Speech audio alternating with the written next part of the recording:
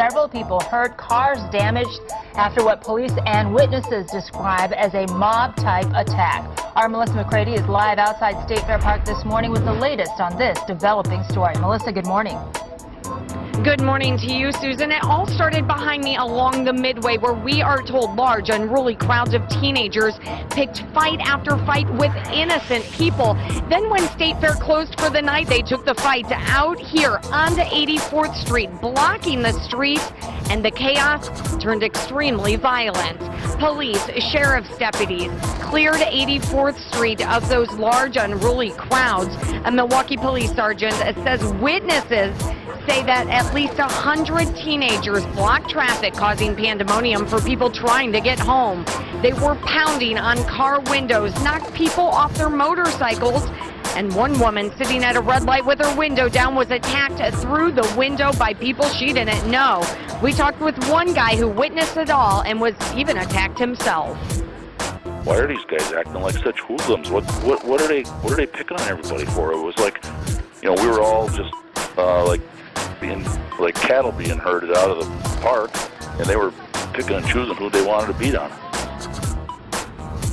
And that man you just heard from believes that these attacks were racially motivated. Now, West Allis Police isn't commenting this morning.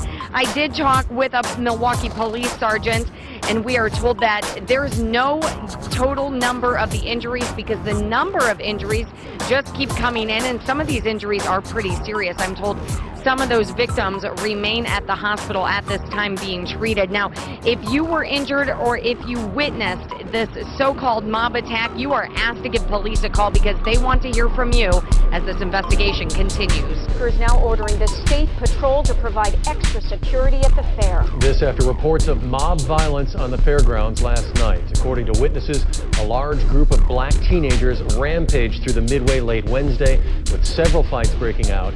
Police say the violence then continued outside the fairgrounds after closing, and there were several attacks that may have been racially motivated. Michelle, I asked the State Fair police chief how many people were involved in the melee here on the grounds. And he looked at me, and in a word, he said hundreds. Police sirens sounded. I was really shocked. Their lights flashing. West Allis neighborhoods around the State Fairgrounds last night. It never was like that before. Sabrina Sokolik helps run a fair parking lot at her house. She was coming home last night when the ruckus erupted. I just figured it kind of all came out of the park and happened out here. According to police, the fight started on the grounds before 7 p.m. The fair was consequently shut down about 4 hours later. They'd start running, they'd start fighting. When the fights broke out, more of them would run to the fights. Amidst the chaos, State Fair police arrested 24 people inside the gates. 7 of their officers were injured, and of those, 2 severely enough to be hospitalized. One of our officers was hit in the face with an improvised weapon. He was hospitalized. A second officer was hit in the back of the head. He received a concussion, and he was also hospitalized. Once outside, the violence continued. This bus driver suffered a head injury, prompting Milwaukee Transit to step up security today. It was like a swarm of bees coming out. Larry Brown lives just outside the fairgrounds. Police were all in the streets, cops on bicycles, everywhere. They're just all over. Those 2 officers that were injured last night have been released from the hospital and are off duty today. Now, this is an ongoing story, and we're still gathering details as far as how many people were injured and arrested outside the fairgrounds last night. Chaos at the State Fair. It starts with people fighting inside the fairgrounds. These guys just come swinging up at each other like the fight was moving up, like on the side of us. This fight was just the beginning of the violence. Police say a mob of young people then spilled out into the streets of Milwaukee and West Allis and randomly attacked fairgoers because of their race. Milwaukee Police Chief Ed Flynn making a bold promise tonight. He says what happened last night will not happen again at State Fair or any other Milwaukee event that draws crowds. And he's promising a platoon of officers at big events this weekend, and he's sending a special team of officers to the State Fair tonight. For the first time ever at the Wisconsin State Fair. Do you guys have IDs? Security asked for IDs to get into the fair. Most fairgoers say they think it's a good idea. Do you expect to be carded? No, I didn't. I completely forgot about it. What do you think of the effort? I support it. Many say security should do what is needed to prevent a repeat of Thursday night. Yeah, we talked with a number of people who were just surprised they got caught up in such a situation. Well, today they're obviously thankful they're able to talk about what happened to them. I was just wondering, where's all the help? We saw some commotion. There was a lot of people running around, screaming and yelling. As the state fair came to a close Thursday night, chaos was seemingly everywhere to Steve Danielle, who was trying to get to his car. As I was walking, I looked to the corner and they just completely hit some guy. Cold, knocked him down. Randy Lee was in a car around the same time and in the same general area by 84th Street and Schlinger. I just wanted to help him because I thought they were going to kill him. And so I opened the door, but as I was opening the door, somebody's head, kicked me and started trying to punch me. So they tried to pull me out of the car. But Lee was able to get back in the car and get away. I just started to go.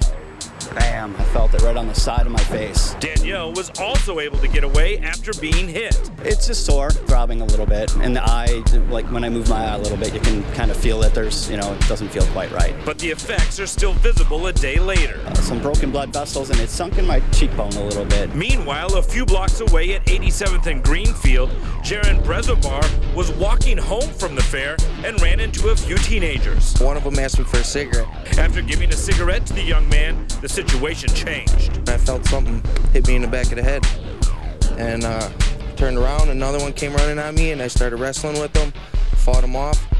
And once I got free, that's when I see more coming. I took off running. He escaped with only scrapes to his hands and knees, but all agree the situation Thursday night caught them by surprise. I had no idea. I didn't know what was going on. I was pretty scared, actually. And one of the men you saw there, Steve Danielle, will be going to the doctor because he did show you that his face does look like it is sunken in a little on his cheek. Now, also injured in all of this throughout the evening were 7 State Fair police officers. 2 of them went to the hospital. One had been hit in the face with an improvised weapon. Another suffered a concussion when he was hit in the back of the head. They have since been released from the hospital, but they have not yet returned to work. Well, one of the victims felt that it was racial. He had heard racial epithets being said, but the others didn't say anything like that and didn't hear anything like that. And also another thing that was common with some people we talked to on and off camera is the groups of people would be asking for things like a cigarette or to borrow a phone, and then that's when they would proceed to attack that person. So that's how some of those situations occurred. The other ones, while the people were in the car, it was just a huge mob of people that just overwhelmed the situation. Brandon Cruz in West Allis tonight, thanks. And I see a bunch of kids attacking this guy here in the street. So I jump up, run out here, clear these kids out of the way, and they're just running up on him, put a little ice on him. He's got a knot on his head about the size of Cuba. The pink bracelets serve as a reminder to an unforgettable opening day. But the question many have is why? If it keeps going on, how much security can you put out there? Their own security is getting beat up. Everybody's got to get together to stop things, to do things. Milwaukee Alderman Bob Donovan and Joe Dudzik released a bold statement today about what they call a deteriorating African-American culture in our city. Their statement reads in part, "Are large groups of Hispanics or Hmong going out in large mobs and viciously attacking whites? No. There are repercussions for single-parent homes where children aren't properly supervised and where they aren't held responsible for their actions." The statement ends by saying, "We believe change must come from within the African-American community where new seeds must be sown." And that call for change is also coming from the local NAACP chapter today. There's no excuse for the conduct, but we believe that we as a community need to come together and work on solutions to the problems as opposed to simply using it as perhaps an opportunity to divide ourselves or stereotype or other negative implications. I can't think of a single group anywhere in the world that has risen from poverty to affluence through politics. There are any number of groups that have risen from poverty to affluence through almost every other conceivable means. When I look at the groups that have had spectacular rises like the Jews or the Chinese, they are almost invariably groups that stayed away from politics. And they usually stayed away until after they became affluent. Some of them could then afford to go into politics. But that was not the mechanism by which they got where they are. What was the mechanism? Basically work, skills, saving. Now you're saying then that the train in the black community, in terms of voter registration and political power, political empowerment is on the wrong track. I think that if what you expect out of that is economic advancement for the mass of black people, now if all that you're looking for is some advancement on the part of the leaders, or if what you're looking for is something like what happened in the Civil Rights Revolution, where you needed to get the Southern Jim Crow system broken, that was an enormous achievement through politics, as I point out in the book. So it's not that politics can't do anything. It's a question of politics, like everything else, has some things it can do and some things it can't do. And from what I've seen of groups around the world economically, one of the things it seems not to be able to do is raise groups from poverty to affluence. You make a statement in your book, Dr. Soul, and I would like to quote, "Discrimination has been pervasive, but not pervasively effective." Yes. What does that mean? It means that people have discriminated against other people wherever they've had the power to do it, almost everywhere in the world in almost every period of history. Some groups are kept back by this, and some groups, it seems to make no difference whatever. Insofar, for example, as you have entrepreneurial skills, the fact that people didn't hire Jews in the 19th century didn't stop Jews from hiring each other and setting up and dominating industries such as the garment industry or the beginning of the great Hollywood movie studios and other areas of the economy. It is the skills that are crucial, and not the fact that other people are willing or unwilling to hire you. Even groups that have a great animosity towards other groups will nevertheless hire members of those groups with skills in the long run if there are enough of them to make it worth their while. What's the lesson in that statement for black Americans? Skills are what matters. If other people will not acknowledge your skills in the short run, then those same skills are useful in the black community with other blacks. It's what has made other groups advance from poverty to affluence. I know of nothing else that's really done it. Skills and, of course, the work and the savings. Are we gonna die for our freedom? Are we gonna cry for our freedom? And then we gonna get our freedom? Are you ready, Sadie? Talking to a freedom fighter. Talking to a freedom fighter.